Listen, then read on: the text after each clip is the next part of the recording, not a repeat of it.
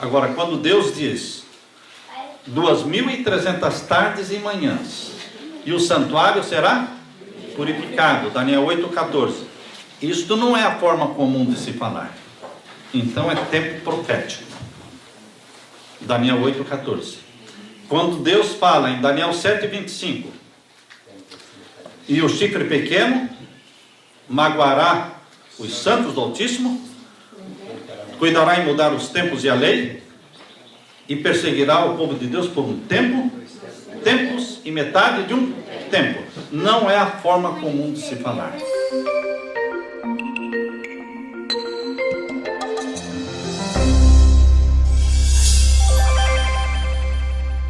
Vamos orar antes de começarmos? Bom Pai que estás nos céus, nós estamos aqui na Tua presença, Te adorando, porque nós cremos nesse Deus Criador dos céus e da terra, no Deus de Abraão, de Isaac e de Jacó. Nós cremos em Jesus Cristo, Salvador nosso. Nós cremos no Espírito Santo, Consolador nosso, guia nosso na verdade, em toda a verdade. Nós cremos no batismo do Espírito Santo, nós cremos na chuva temporã do Espírito Santo, nós clamamos pela chuva serôdia do Espírito Santo, nós cremos no selamento do Teu povo com o selo do Deus vivo. Amém. Pai Santo, derrama sobre nós o Espírito Santo. Amém. Faze-nos testemunhas Tuas, aqui, agora e nesta última geração. Sustenta-nos em pé na Tua presença. Batiza-nos com o Espírito Santo e dá-nos a mente de Jesus. Dá-nos a compreensão das profecias, a mesma compreensão que Jesus tem. E derrama a Tua bênção sobre estes que escolheram estar aqui, honrando-lhes a decisão, em nome de Jesus que nós pedimos. Amém. Abram a Bíblia, queridos, em Daniel capítulo 12. Nós vamos dar sequência ao estudo que iniciamos ontem e hoje de manhã. Vamos dar sequência agora, chegando no capítulo 12. Queridos, existem na Bíblia profecias de tempo literal e existem profecias de tempo profético. Profecias de tempo literal são as profecias que Deus fala de uma forma comum. Deus disse para Abraão: tua descendência descerá para o Egito, e lá eles serão afligidos 400 anos. Profecia de tempo literal. Quando Deus disse que o seu povo iria para a Babilônia, e lá permaneceriam 70 anos. Profecia de tempo literal. Quando em Apocalipse capítulo 20 diz que o dragão será amarrado e preso por 1000 anos. Tempo literal. Todas elas são a forma comum de se falar. Agora, quando Deus diz 2.300 tardes e manhãs, e o santuário será purificado, Daniel 8,14. Isto não é a forma comum de se falar. Então é tempo profético. Daniel 8,14. Quando Deus fala em Daniel 7,25, e o chifre pequeno magoará os santos do Altíssimo, cuidará em mudar os tempos e a lei, e perseguirá o povo de Deus por um tempo, tempos e metade de um tempo. Não é a forma comum de se falar. Isto é uma profecia de tempo profético. Quando a profecia diz assim: 70 semanas estão determinadas sobre o teu povo, Daniel. Você já ouviu alguém falar assim? Escuta, irmão Eusébio, eu vou ficar 50 semanas na sua casa. Não é a forma comum de se falar. Uma semana, tudo bem, é a forma comum, mas 70 semanas, a pessoa, 70 semanas, o que quer dizer isso? Quantos dias são? Porque quando você tem que fazer o cálculo para saber quantos dias são, é porque não é a forma comum de se falar. Então, 70 semanas não é a forma comum de se falar. Por isso é tempo profético. Agora, queridos, quando Deus abra a sua Bíblia agora. Abra a sua Bíblia em Apocalipse capítulo 13. Apocalipse capítulo 13. Nós vemos aqui Apocalipse capítulo 13. e o verso 5. Apocalipse capítulo 13, verso 5. Vamos ler o verso 4 e 5. E adoraram o dragão que deu à besta o seu poder.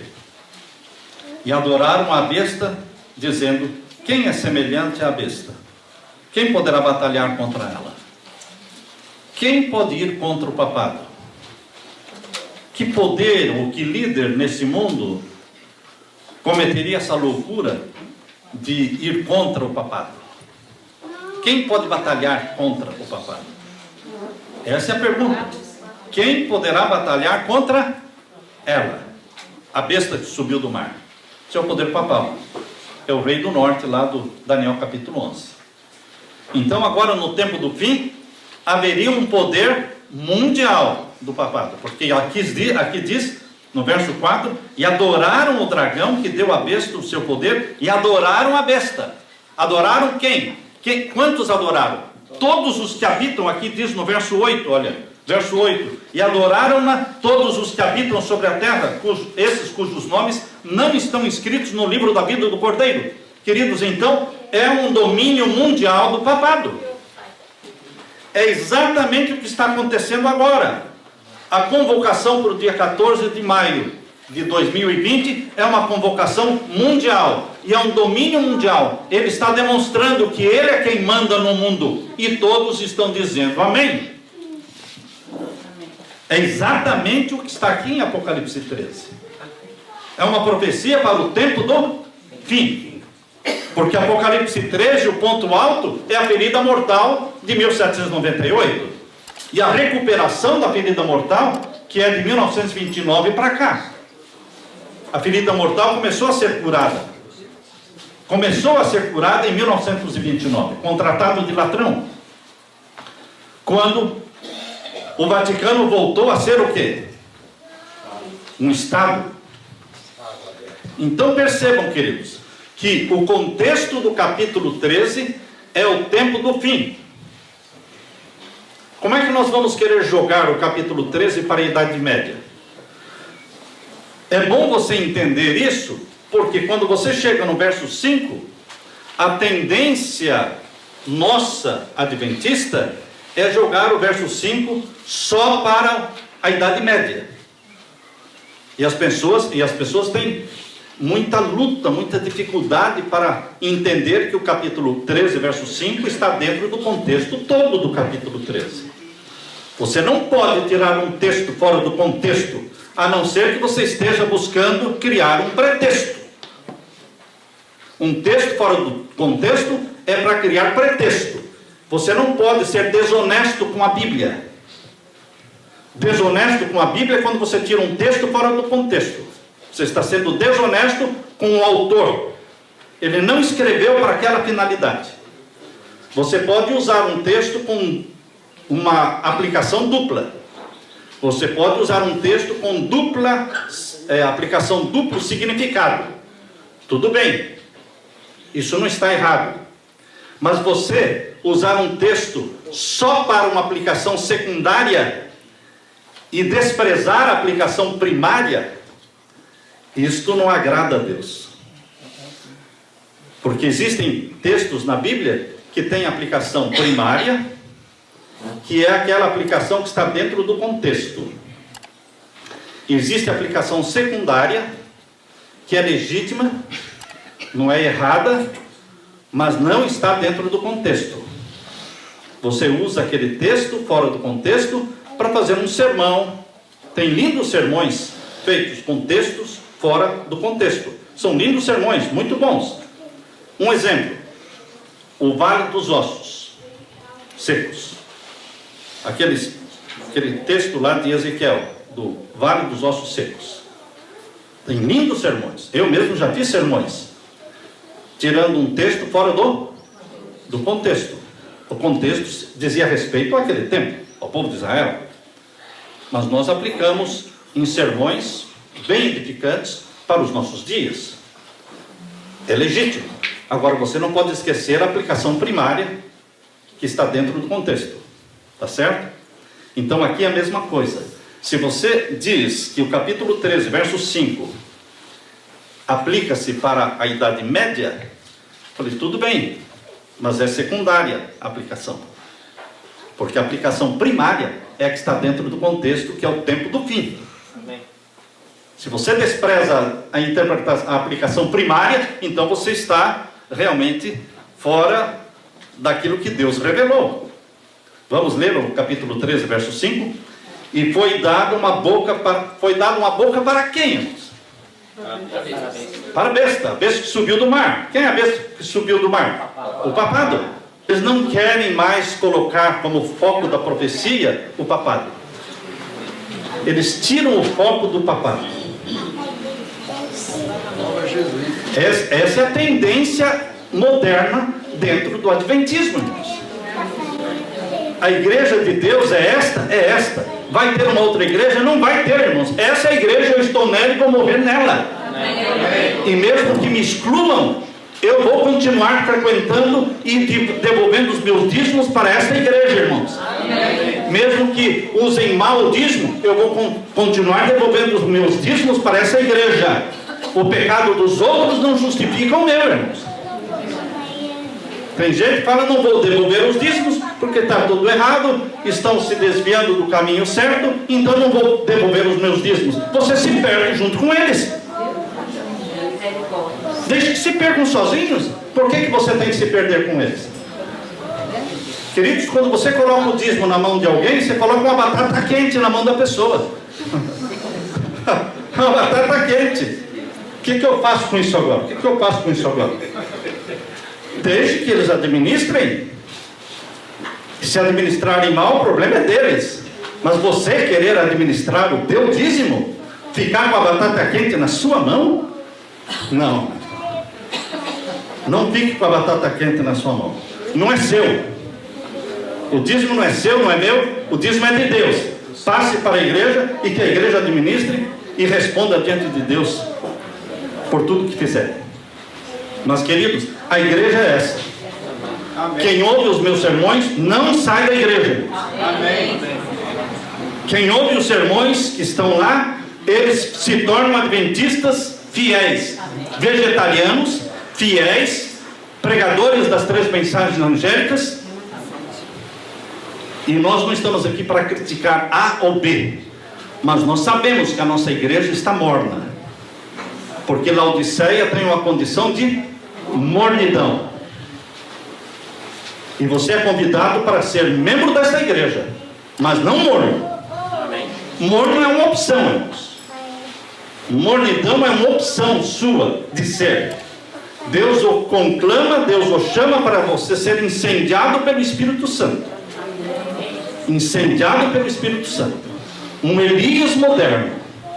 O último Elias, que vai preparar o povo para a volta de Jesus. E o trabalho de Elias era falar contra Jezabel. E a Jezabel espiritual é o papado. Portanto, queridos, voltando agora para Apocalipse 13, verso 5, diz assim: foi-lhe dado uma boca para proferir grandes coisas e blasfêmias. Isto está falando, irmãos, depois que a ferida mortal foi curada.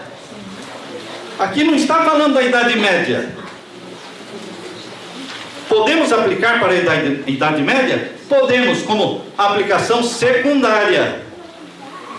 Percebam aqui, queridos, que Apocalipse 12, verso 14, é uma aplicação primária para a Idade Média.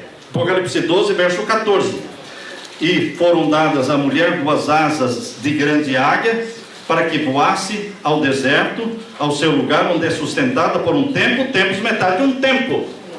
Isto aqui é tempo profético, aplicado para a Idade Média. Porque o contexto do capítulo 12, que começa com a expulsão de Satanás do céu, não é? O contexto de toda essa história, que o capítulo 12 fala sobre a morte de Jesus na cruz, a queda de Satanás do céu como querubim, e depois a queda de Satanás como representante da terra nos concílios do céu. Percebam, irmãos, que o capítulo 12 tem um contexto muito amplo, porque começa desde lá a expulsão de Satanás do céu e vai até o verso 17, que é a igreja remanescente dos nossos dias, a igreja adventista sétimo dia. Veja a extensão do capítulo 12. Então, o capítulo 12, verso 14, um tempo, 2 tempos, metade de um tempo, são os 1260 anos da Idade Média. Mas o capítulo 13 não é a Idade Média, é o tempo do fim. Então, quando a besta seria curada da ferida mortal. E a besta só será curada da ferida mortal completamente com a aprovação do Pacto Mundial, com a aprovação do decreto dominical. A cura começou em 1929, quando assinaram o Tratado de Latrão entre Benito Mussolini e Cardenal Gasparri, representando o Vaticano. 1929, 11 de fevereiro de 1929. Agora, queridos, a cura vai se concretizar totalmente quando for aprovado esse decreto dominical. Então o verso 5 diz: e foi-lhe dada uma boca para proferir grandes coisas e blasfêmias, e deu-se-lhe poder para continuar por 42 meses. Está claro isso? Quando o decreto dominical for aprovado e toda a terra se maravilhar e adorar a besta, ele vai ter poder para continuar mais 42 meses, 3 anos e meio. Tempo literal ou tempo profético? Tempo literal, porque 42 meses é a forma comum de se falar. 5 meses da quinta trombeta é uma forma comum de se falar. Tudo é tempo literal. Portanto, queridos, nesse gráfico que vocês receberam, vocês veem aí 3 períodos de tempo: 1260, 1290 e 1335.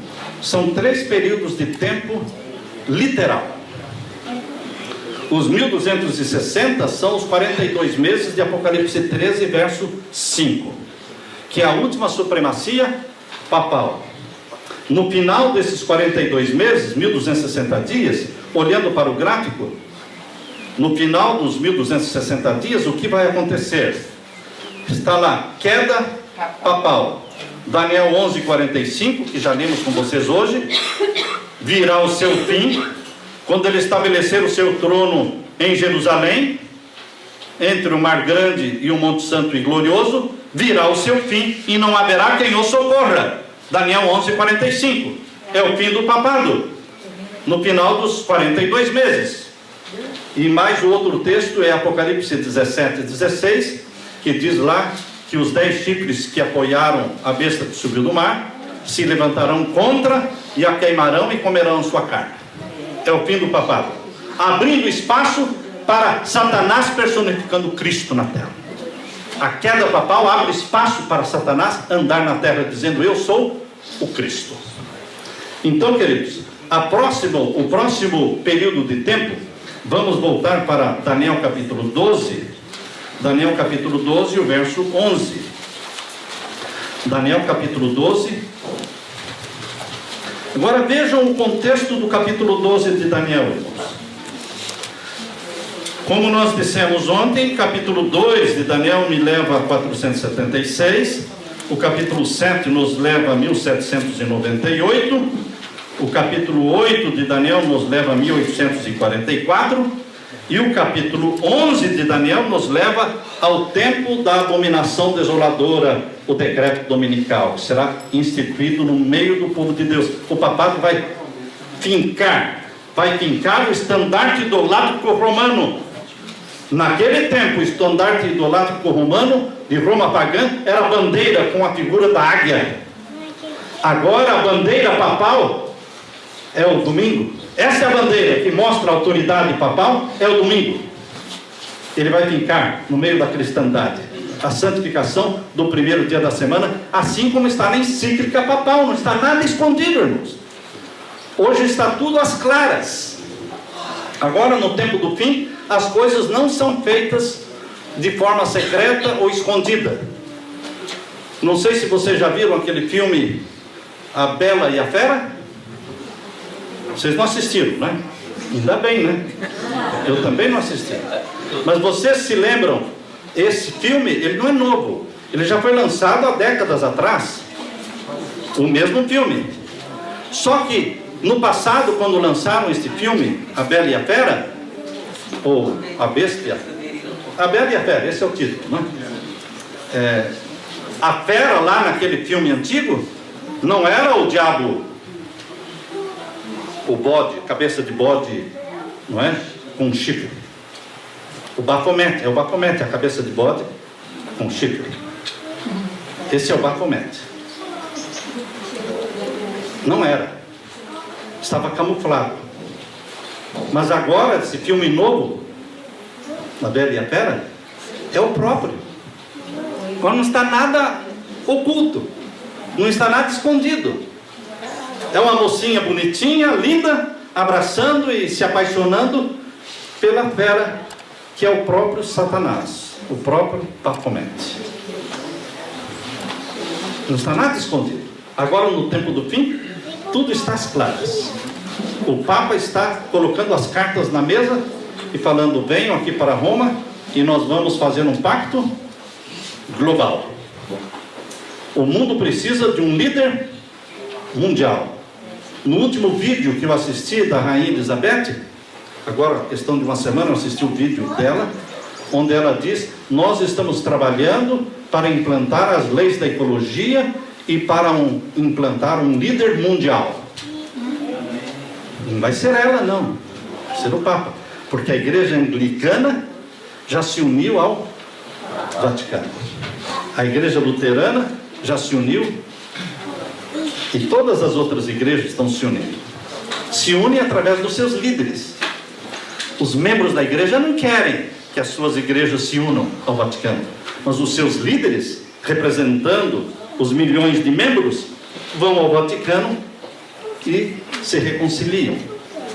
Queridos, aqui em Daniel capítulo 12, começa falando de Miguel que se levanta para libertar o seu povo. Veja o contexto de Daniel capítulo 12. É a Idade Média? O contexto é a Idade Média? Não. Então você não pode usar o capítulo 12 para a Idade Média, porque é desonestidade. Desonestidade. É feio isso. Quando você tira o texto fora do contexto. O capítulo 11 é o tempo do fim, e o capítulo 12 é mais tempo do fim do que o 11. Está mais no tempo do fim do que o próprio 11. O capítulo 12 mostra, já iniciando com o verso 1, naquele tempo se levantará Miguel, o grande príncipe, que se levanta pelos filhos do teu povo, e haverá um tempo de angústia qual nunca houve, desde que houve nação, até aquele tempo. Mas naquele tempo livrar-se-á o teu povo, todo aquele que se achar escrito no livro. Miguel, grande príncipe. Miguel é o nome de guerra de Jesus, irmãos. Miguel é Jesus, mas é o nome de guerra dele.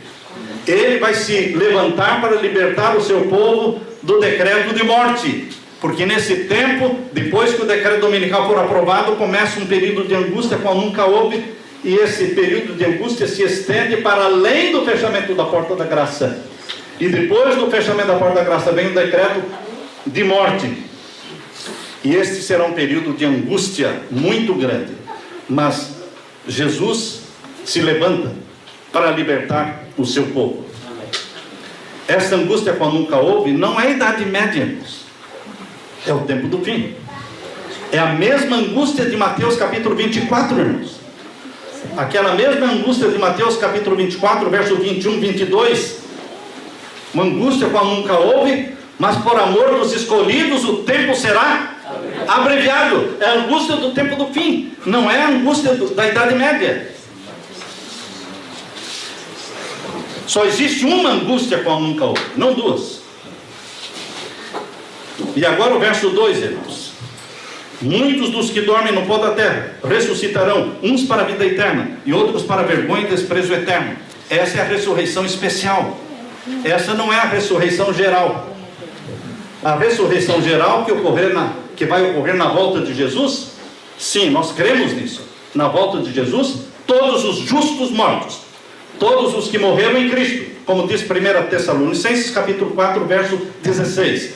Todos os que morreram em Cristo ressuscitarão primeiro. Essa é a ressurreição. Essa é a ressurreição geral dos santos. na segunda vinda de Jesus. Mas nós sabemos de uma ressurreição especial. E a lição da escola sabatina de janeiro para frente fala sobre o livro de Daniel. Eles falam sobre essa ressurreição especial. Está lá. Essa ressurreição especial inclui todos os que morreram na fé da mensagem do terceiro anjo. Todos os que morreram na fé da mensagem do terceiro anjo. Terceiro anjo você pode entender como somente a terceira mensagem angélica, ou mensagem do terceiro anjo você pode entender como sendo o acúmulo, a síntese das três mensagens angélicas. Eu prefiro crer assim, que na fé da mensagem do terceiro anjo significa aquele povo que crê na primeira, segunda e terceira mensagens angélicas. É consequência. Uma está ligada à outra. Não tem como você separar. Então, queridos, todos os que morreram desde que essas mensagens começaram a ser pregadas em 1843, não é? E então eles estão morrendo, esperando e sonhando pela volta de Jesus, mas não conseguiram ver a volta de Jesus, morreram antes. Eles vão ver a volta de Jesus, eles vão assistir, eles vão ver no céu aquela nuvenzinha do tamanho da mão de um homem, que vem crescendo, crescendo, é a volta de Jesus. Eles vão assistir isso. Deus lhes dá este privilégio. Por isso eles ressuscitam antes da volta de Jesus. Esta ressurreição de Daniel 12:2 fala sobre a ressurreição especial de ímpios e justos. Aqueles que mataram Jesus, os que participaram da crucifixão de Jesus, eles ressuscitam para verem quem foi aquele que eles mataram. Os mais acérrimos e piores inimigos da verdade ressuscitam também. Lenin, Stalin, Hitler e outros ressuscitam para ver quem é esse Cristo que eles rejeitaram. Mas todos os pioneiros da igreja ressuscitam glorificados. Glorificados. Bonitos. Só é bonito quem é glorificado, né, irmãos? A gente fica se olhando assim, um olhando para o outro e fala: eu sou mais bonito que ele, né? Aquela lá é mais bonita, essa é mais feia. Todo mundo é feio. Todo mundo. Se você vai se comparar com seres glorificados, você descobre que todos nós somos bem feinhos. Mas os seres glorificados ressuscitam o quê? Perfeitos, com a mesma estatura, mas sem nenhum sinal, vestígio do pecado. Nada de calvície, nada de rugas. Ressuscitam na flor e na louçania da juventude. E queridos, os nossos queridos líderes, Ellen White, não vai ressuscitar com o nariz chato dela. Por quê? Porque ela recebeu uma pedrada no nariz que achatou o nariz, gente. Foi uma pedrada que deixou ela em coma. Semanas ela ficou em coma, desfigurada. O pai dela, quando voltou da viagem, passou por ela, que estava na calçada brincando, e entrou em casa e perguntou para a esposa: cadê a Ellen? Onde está ela? Você passou por ela, está ali, ó. Ele não reconheceu a filha. Ellen White, escrevendo, ela diz: Deus tirou de mim todas as vaidades femininas. Ela escreveu: Deus tirou de mim todas as vaidades femininas. Deus estava preparando Ellen para ser o quê? Uma mensageira do Senhor. Amém. Queridos, ela vai ressuscitar como? Perfeita, glorificada. José Bates, Tiago White, J.N. Andrews, Ray Smith, todos esses líderes que morreram, queridos, eles vão ressuscitar glorificados e estarão com os 144 mil. Não farão parte dos 144 mil, porque nunca morreram os 144 mil, não passaram pela morte, mas eles estarão ajudando, inspirando, animando, dizendo: não desanimem, nós já fomos glorificados, vocês serão glorificados daqui a pouquinho, um pouquinho mais de tempo, e o que há de vir virá, e não tardará. Eles serão ânimo para o povo de Deus perseguido, eles serão conforto para o povo de Deus sentenciado à morte. Queridos, por isso que o anjo disse para Ellen: você estará com. Eu posso estar com a sua família, mas eu não sou da sua família. Está certo? Eu estou com vocês aqui. Mas a minha família é outra, tá certo? Estar com significa fazer parte de. Mas todos esses santos de Deus, desde 1844, ressuscitarão glorificados, e estarão com e confortando. Como os glorificados que ressuscitaram com Jesus. Mateus 27, versos 51 a 53. Diz que uma multidão de santos ressuscitou, glorificados, e apareceram para muitos, confirmando a ressurreição em Jesus Cristo. Eles confortaram o coração dos discípulos desanimados. Eles confortaram o coração dos discípulos que estavam decepcionados, frustrados, deprimidos e com medo de morrerem. Eles confortaram o coração deles. E ali nasceu a igreja cristã. Assim também, os que ressuscitarem glorificados, nesta ressurreição de Daniel 12:2, eles vão confortar os sentenciados e perseguidos, o povo de Deus. Amém? Amém. Agora isso vai acontecer quando? O contexto, queridos, o contexto do capítulo 12 está aqui. Está dentro do capítulo 12. Verso 11 agora. Verso 11. E desde o tempo em que o contínuo sacrifício for tirado, desde o momento em que a intercessão contínua de Jesus for apagada da terra, porque o papado vai destruir o santuário celestial. E quando ele ataca o santuário celestial, ele destrói o santo e o santíssimo. Ele destrói a intercessão contínua de Jesus e destrói também o quê? A lei de Deus do Santíssimo. Desde que saiu o decreto dominical, que é a abominação desoladora, você pode contar 1290 dias. É o que está escrito aqui. Verso 11. E desde o tempo em que o contínuo for tirado, e posta a abominação desoladora, ou seja, o decreto dominical, haverá 1290 dias. Irmãos, a interpretação oficial da igreja diz que a interpretação oficial da igreja, e que está na lição da escola sabatina de janeiro, em Daniel 12, fala que essa abominação desoladora diz respeito à conversão de Clóvis, rei dos francos, conversão que aconteceu em 508. Primeiro erro, irmãos, aqui não está falando de Clóvis, porque se estivesse falando de Clóvis, estaria dentro do contexto. Clóvis, ele se converteu ao papado, não a Jesus. Clóvis se converteu ao Vaticano em 496. Clóvis se converteu em 496. Clóvis era rei dos francos.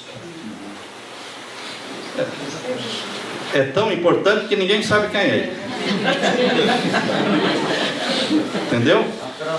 E dizer que Clóvis passou pela mente do Espírito Santo o nome de Clóvis para colocar aqui. Irmãos, o Espírito Santo não pensou em Clóvis quando falou aqui abominação desoladora. Pensou em Roma. Roma, ele implanta a abominação desoladora.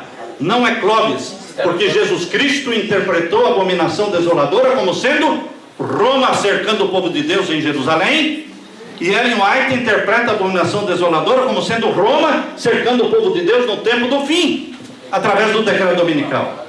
E a mesma frase que Jesus usou lá em Mateus 24, irmãos, quando vocês virem que a cidade está cercada, fujam. A mesma frase que Jesus Cristo usa em Mateus 24, quando virdes a Jerusalém cercada, quem estiver no campo não voltem, eles fujam.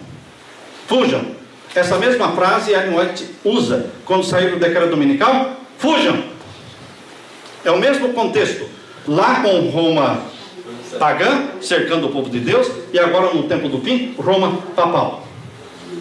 Isto é a abominação da desolação. Não tem nada a ver com Clóvis. Nós temos a interpretação de Jesus e temos a interpretação da irmã White. Nenhum e nem outro falou do Clóvis. Mas infelizmente está na lição da escola sabatina de janeiro. Daniel 12. Na próxima lição de janeiro. Certo? Eu já comprei a lição, já olhei, está lá no capítulo 12, Clóvis, que se converteu em 508. Conversão de Clóvis não tem nada a ver com a abominação da desolação. Primeiro, queridos, que o Daniel 12 é tempo do fim. Pronto. Pronto. Já matou a charada. Sabem, queridos, que um dia um comandante estava vindo visitar o quartel, e aí o outro comandante do quartel disse: olha, nós vamos receber aqui o general tal e vamos fazer bonito. Quando ele chegar lá no portão, vocês vão saudá-lo com uma salva de tiros. Tiros de pólvora, lógico, né? Tudo bem, tudo combinado. E na hora que o general apareceu lá no portão, nada de tiro. Foi um fiasco. Aí o comandante do exército do quartel ficou muito chateado. Ele chegou assim, vociferando para o tenente dele, e falou: você tem que ter uma explicação muito boa para me dar. Por que você não saudou o general com uma salva de tiros? Ele disse: eu tenho 1000 razões para não ter feito isso. Ah, é? Então me diga. Bom, primeiro, não tinha pólvora. E as outras razões eu não preciso nem falar. Certo, irmãos? A interpretação do Clóvis, irmãos, está errada. Em primeiro lugar, porque está fora do contexto. Porque Daniel 12 é tempo do fim. Começa falando de Miguel se levantando para libertar o povo de Deus, e termina falando, o verso 13, fala da ressurreição geral, da qual Daniel vai fazer parte, o verso 13.